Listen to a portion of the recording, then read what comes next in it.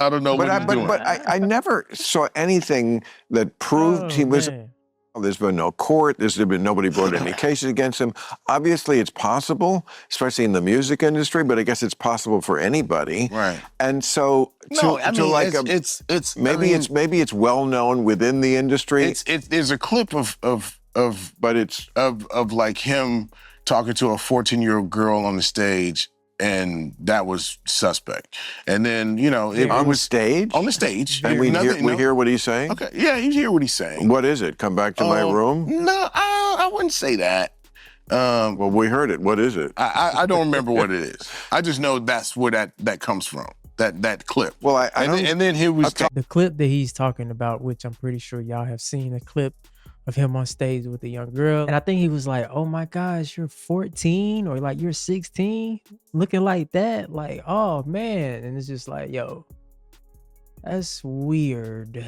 Yeah, you can search the clip if you want to find it. It's everywhere on the internet. It must have been something. I don't think it was, what are your opinions on the Donbass region? No, I just don't. It was something that made your eyebrow raise. Okay. Yeah. Right? And then he was talking to the Millie Bobby Brown girl about relationship shit. And, you know, it's just, you know, and people like to run with things, right? So really it started from, you know, a feature, you know, and we'll probably never know when Jab started or whatever, but it boiled over into this thing where it became this David and Goliath moment. And what you're seeing and why people are celebrating it so much is that this big, huge machine, and you know, and this so-called, you know, rapper from Compton, that yes, he has success, but he's not as big as us. But hardly David. Right. Well, I mean, yeah. Well, compared to the way you view things, right? Just but it blew up and it turned into something that, you know. Well, it blew up because he kept making records about it, and he would never stop singing it. And he sang it at the Super Bowl, and like, you know, it's just I thought, well, he's definitely not going to sing it at the Super Bowl. He made his point. He did that shit. Oh, I understand. Yeah. But I thought he would say to himself, you know, I've made my point. It's just gonna look like overkill. But no, it was like, let's have some overkill. Okay, I would not want to be someone who, if I was innocent of this crime, because it's a pretty serious thing to level at somebody. You kind of have to really know for sure, don't you? No. Not in Are you kidding? Rap battle. This is, I'm not kidding. Hold on. No, I understand. But no, listen. This is a rap battle. Yes. This is not, you know, testimony or deposition. You know, this is a rap battle. I'm going to talk about your mama, I'm going to talk about your daddy, I'm going to talk about your children, I'm going to talk about everything. I'm going to talk about your grandma's wooden leg, I'm going to talk about your missing teeth. Right. It's all game, right? So, you know, like, we're pretty savvy enough to say, like, if there was something weird going on, then there would definitely be people that would come forward and testify and do that, and then people will be charged for that. But when you playing the dozens, and I give you one that hurts your feelings, right? You know, don't be the guy who wants to fight because I got a good joke. You understand? You know what I'm saying? That's quite a joke. Right. Wow. Right. It's right, but I mean, it's.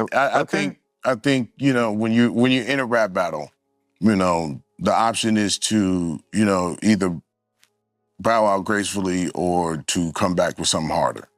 Right? No, so you're saying we're not for the suit. The Drake. No, there's no suing it. Well, Drake sued his own record company. Yeah, I understand. Yeah. But he's basically saying that you did something for someone else that you used to do for me, and here's how I know. So I knew this type of discourse was going to happen because there were going to be some people who weren't really familiar what was going on between Drake and Kendrick Lamar.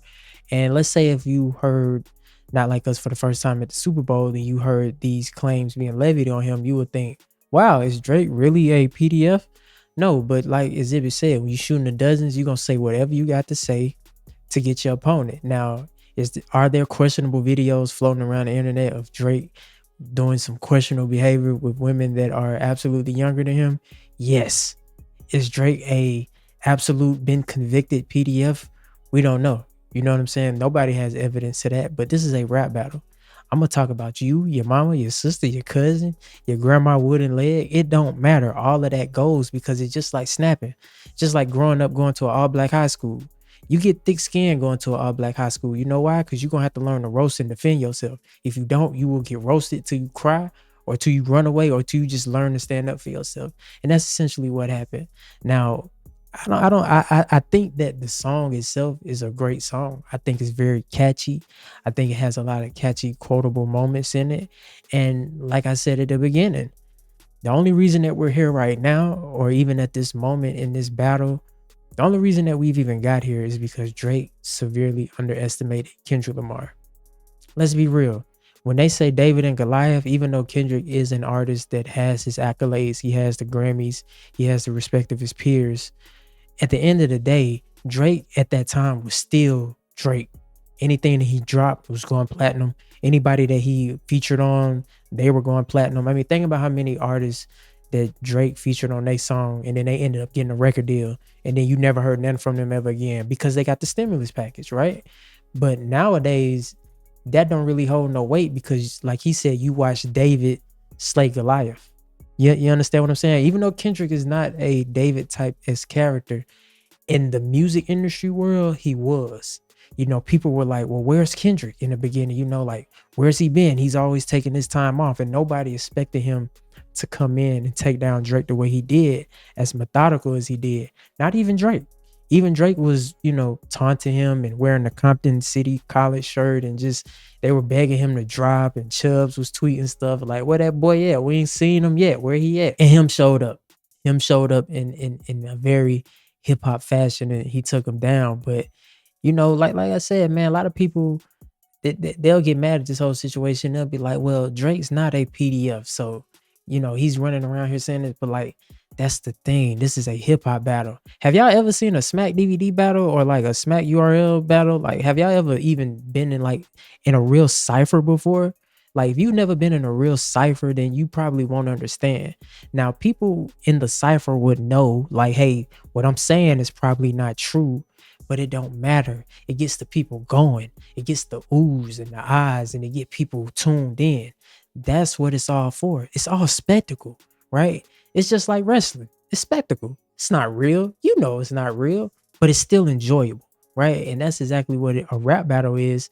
It's just kind of strange that in this rap battle, Drake, he took his ball home and he went to UMG and he said, you know what, man, I'm finna blow the whistle on all of this. Y'all are helping that record get big and I know how, and I'm gonna bring it to light. He's not doing it for the artist. He's doing it for himself.